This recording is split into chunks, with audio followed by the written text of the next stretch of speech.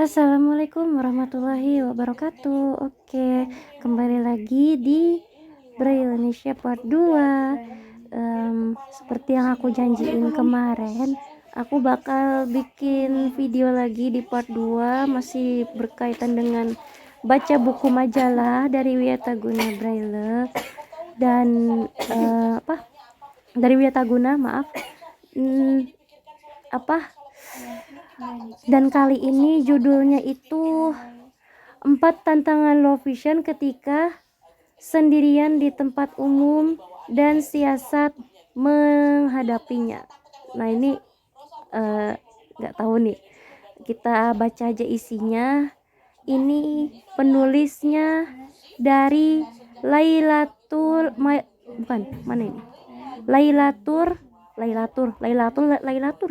Lailatul harusnya sih, tapi apa salah tulis, apa emang namanya Lailatul Maghfirah, Lailatul Maghfirah. Masya Allah, namanya bagus banget.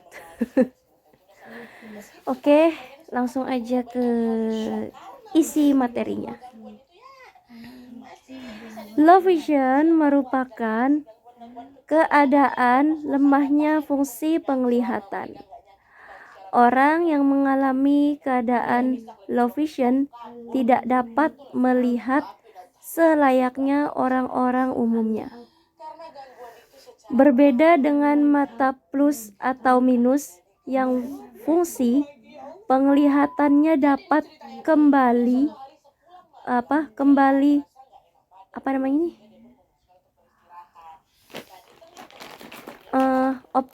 optimal. Ini tulisannya agak ini ya, di bagian ini agak kurang jelas tulisannya.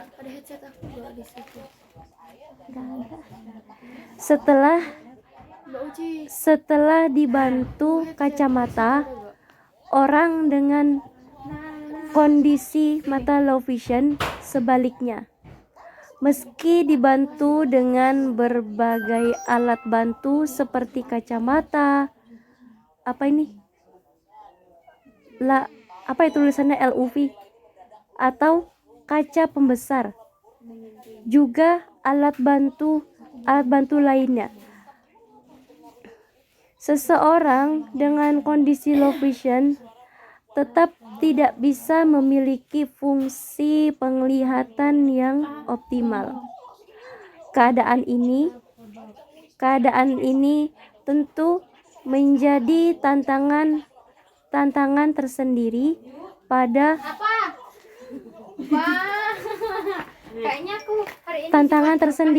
pada orang-orang yang mengalaminya. Berikut adalah 4 contoh konkret tantangan. Ini salah tulis, ini typo ini. Tantangan yang dihadapi orang low vision serta siasat menghadapi tantangan tersebut. Disclaimer, artikel ini bersumber dari pengalaman pribadi penulis yang bersifat subjektif.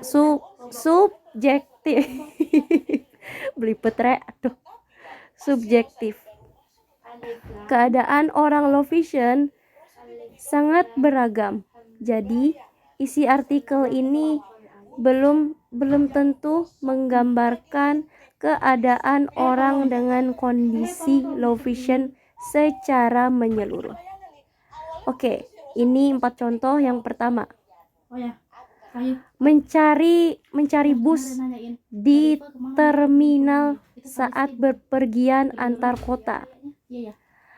Tantangan pertama terjadi saat orang low vision bepergian seorang diri antar kota, di mana untuk mencari bus yang menuju kota tujuan bukan merupakan sesuatu yang mudah. Nah, ini teman-teman penonton low vision nih, yang merasakan hal seperti itu. Begitu. Aku pikir yang low vision tuh ya hampir mirip lah kayak orang awas gitu ya. Gitu. Meski orang dengan kondisi low vision masih dapat melihat, namun jangkauan mereka berkali lipat lebih terbatas.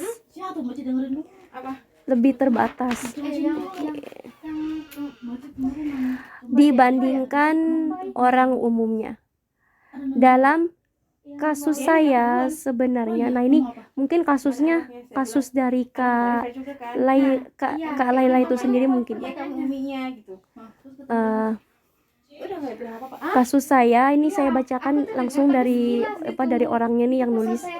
Sebenarnya saya masih mampu melihat warna bus yang mencolok,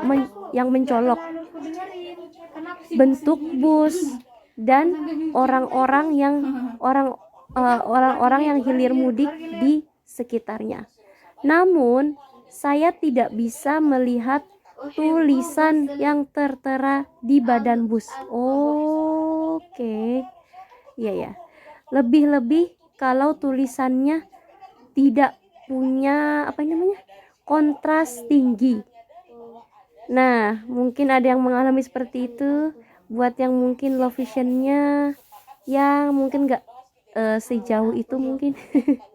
Nah, daripada saya salah bus atau nahan malu karena berjalan mendekati bus yang ternyata bukan tujuan saya, akhirnya saya melakukan beberapa langkah siasat.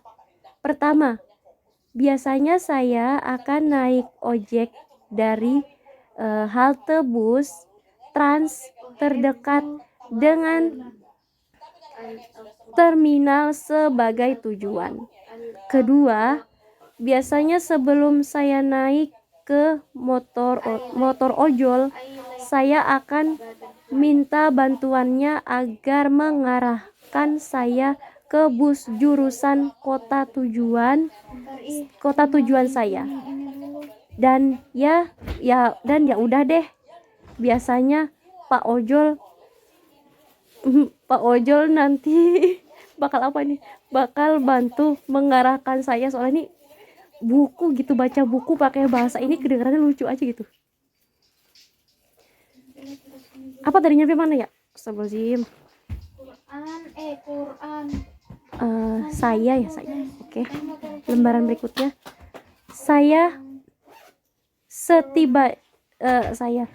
Setibanya di terminal. Oke, sekarang contoh yang kedua. Mencari toilet di tempat yang sepi. Waduh. Mencari toilet tempat sepi, aku mah lebih ke serem ya, karena toilet umum gitu nggak selalu karena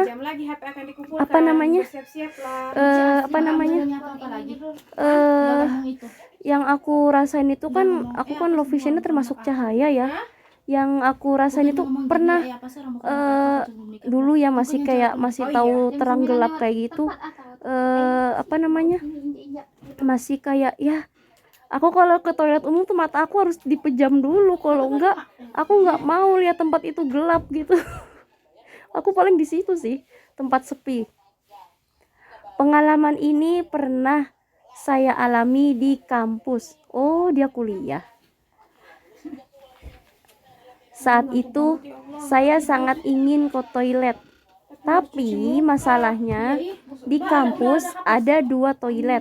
Satu toilet untuk laki-laki dan satunya lagi untuk perempuan. Nah, disinilah masalahnya. Sebetulnya di tiap pintu toilet tertera tulisan dan simbol untuk siapa toilet itu ditentukan. Hah? Simbol? Tulisan apa ya maksudnya ya? Ini ya, tulisan ininya kali ya. Ini toilet perempuan, ini toilet laki-laki gitu ya. Aku nggak ngerti. Coba deh lebih spesifiknya nanti aku tanya sama orang awas, atau mungkin buat penonton yang orang-orang awas nih, boleh komen ya, komen karena aku Aku nggak terlalu paham sebenarnya. Gitu, barangkali aku salah gitu. Komen ya nanti. Tapi saya tidak bisa melihat dengan jelas tulisan dan simbol itu. Sementara di saat yang sama, keadaan sekitar sedang sangat sepi. Tidak ada satu orang pun yang bisa saya tanyai. Namun, tiba-tiba saya terpikirkan sebuah ide memotret pintu toilet tersebut. Mengingat ini bukan ruang terbuka. Saya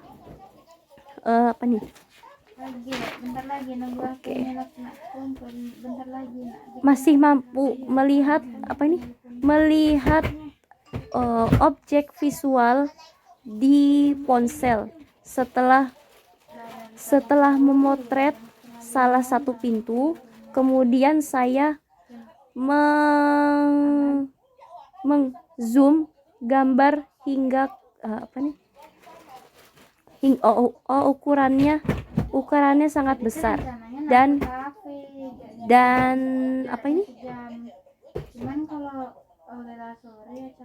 Tara ini ada triple I, bingung bacanya. Akhirnya tulisan dan gambar simbol di pintu pun bisa terlihat. Oke, toilet di tempat sepi. Karena aku ditemani orang awas, jadi aku nggak banyak tahu itu, makanya komennya yang soal tadi itu gimana. 3. Menyapa orang yang berpapasan. Menyapa orang yang berpapasan. Saat berada di tempat umum, tidak jarang kita akan bertemu dengan seseorang yang kita kenal. Bagi orang pada umumnya, menyapa orang yang dikenal saat berada di tempat umum menjadi sesuatu yang mudah.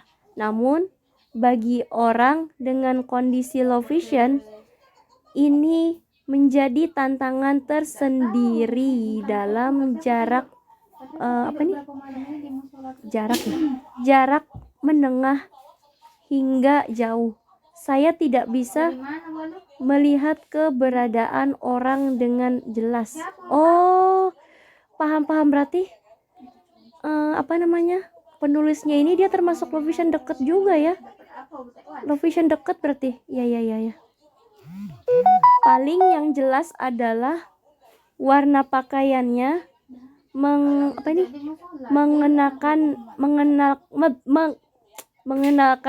mengenakan jilbab atau tidak, kurus atau gemuk. Berarti dikenalnya pakai itu aja ya. Iya. Dan tinggi atau pendek. Saya tahu orang-orang itu memiliki wajah, tapi saya tidak bisa melihat detail wajahnya. Berarti ya benar termasuknya low vision dekat. Jadi, ketika berada di tempat umum dan rasanya seperti bertemu dengan orang yang saya kenal, biasanya akan cari aman. Pertama, saya akan diam dan menahan diri daripada salah orang. Ya juga sih. Iya lagi. Kedua, saya akan menggunakan telinga. Iyalah, pasti mengenali dulu suaranya. Telinga dengan teliti. Jika seseorang yang tadi saya kira saya mengenalnya ternyata mengeluarkan suara yang saya kenali juga, barulah saya akan memutuskan menyapanya. Nah, ini yang terakhir, tantangan keempat, belanja ke minimarket. Waduh, ini kayaknya lebih berat lagi nggak sih belanja ke minimarket? Belanja ke minimarket seorang diri juga tidak jarang menghadapkan orang low vision pada tantangan, lebih-lebih kalau masuk ke minimarket atau sejenisnya yang baru pertama ia kunjungi, di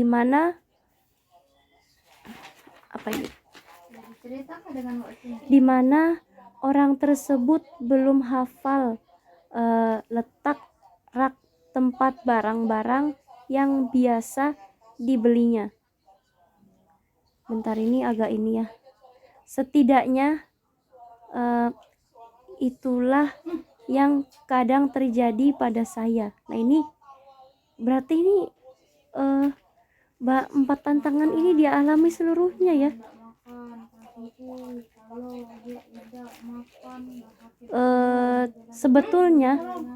Sebetulnya ini bisa disiasati dengan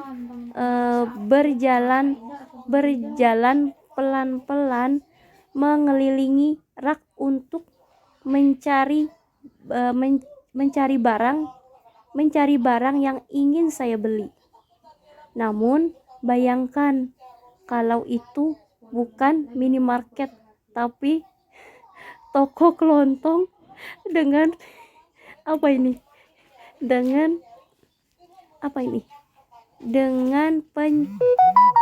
dengan pencahayaan remang-remang yang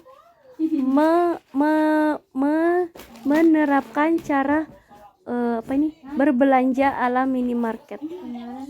Kalau begitu pasti rentan yang namanya salah lihat. Iya lagi maksudnya iya gitu. Aku sering ya mungkin mungkin orang-orang buat kalian yang masih awas mungkin ngalamin gitu juga kali ya nggak sih. Kayaknya aku sering denger yang kayak gini gitu, makanya waduh. Misalnya mie instan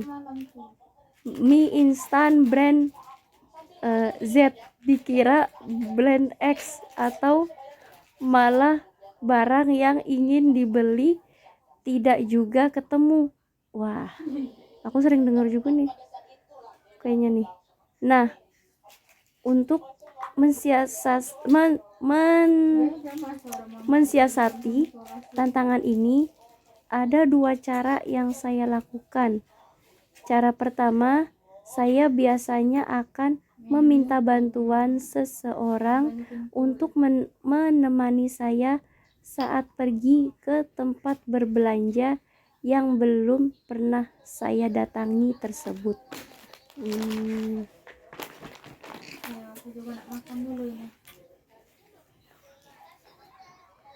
Sembari itu, saya akan berusaha menghafal lokasi rak yang menyediakan barang-barang kebutuhan yang biasa saya beli.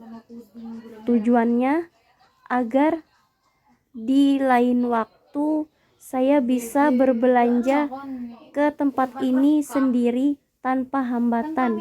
Lalu, cara kedua, jika itu adalah kali pertama saya sendirian berbelanja ke tempat tersebut, daripada saya keliling rak-rak yang belum tentu juga menemukan barang yang saya cari, saya memilih meminta bantuan ke karyawan di tempat tersebut. Oke. Jadi itu ya, ternyata 4 tantangan ini dialami sendiri oleh penulisnya. Ternyata kayaknya ini dari penulisnya sendiri kayaknya cerita. Mudah-mudahan buat kalian-kalian yang masih low vision nih, terutama yang mungkin masih low vision deket, cuma sekilas-sekilas penglihatannya, bisa tuh dipakai cara-cara itu. Kalau aku nggak mungkin bisa karena low vision cahaya termasuk. Jadi udah termasuknya pakai mungkin diliatin, minta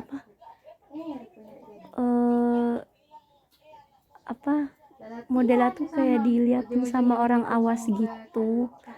Kalau diraba pun nggak mungkin, soalnya itu bukan tulisan braille gitu ya. Gitu. Jadi buat teman-teman yang masih low vision, terutama mungkin yang low vision deket ya, yang kayak tadi entah kayak tadi nyapa orang cuman lihat sekilas-sekilas, entah cuman tahu apanya tapi nggak tahu wajahnya, tahu postur badannya tapi nggak tahu wajahnya, atau apalah gitu. Atau kayak tadi pergi naik bus tahu warna tapi nggak tahu tulisan, terus ke toilet nggak tahu tulisan di pintu itu, tulisan apa ya, simbol apa ya tadi. Boleh dong teman-teman yang awas, yang teman-teman yang awas, penonton-penonton yang masih awas maksudnya, teman-teman yang awas buat komen yang aku baca tadi gitu. Boleh komentar, boleh komen guys, komen ya, komen. Karena barangkali aku salah, entah itu simbol tulisan pintu untuk laki-laki kah, pintu perempuan kah, atau pintu masuk kah, atau pintu apalah gitulah pokoknya ya. Mungkin itu aja yang bisa aku kontenin. Mudah-mudahan videonya bermanfaat, terutama untuk teman-teman yang masih punya sisa penglihatan, dengan ya mungkin jaraknya agak-agak deket gitu. Nanti di lain waktu, mungkin nanti di lain waktu kalau aku ada cover lagi, nanti aku bikin cover lagi. Kalau enggak ya mungkin aku coba cari ide lain buat dikontenin, terutama dalam hal ketunanetraan gitu ya.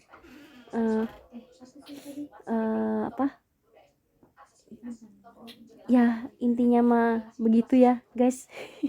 Aku nggak bisa berkata-kata lagi gitu. Oke, itu aja. Mohon maaf barangkali aku ada salah-salah kata atau hal yang mungkin kurang berkenan di hati kalian. Terima kasih Kak Laila, aku udah baca bukunya, dan buat Kak Devi Marcella, aku juga udah baca bukunya. Mudah-mudahan ketemu channel aku dan ketemu video yang kemarin itu. Buat teman-teman yang belum subscribe, jangan lupa subscribe, jangan lupa share, jangan lupa aktifkan notifikasinya yang tadinya yang tadinya diklik jadi semua notifikasi, biar kalau aku update video lagi terbaru, kalian pertama yang tahu duluan gitu katanya. Jangan lupa follow juga akun Instagramku, juga akun Facebooknya ada di channel YouTube aku. Di situ aku taruhin link sosial media, boleh kalian follow ya. Jangan lupa ya guys, follow. Oke.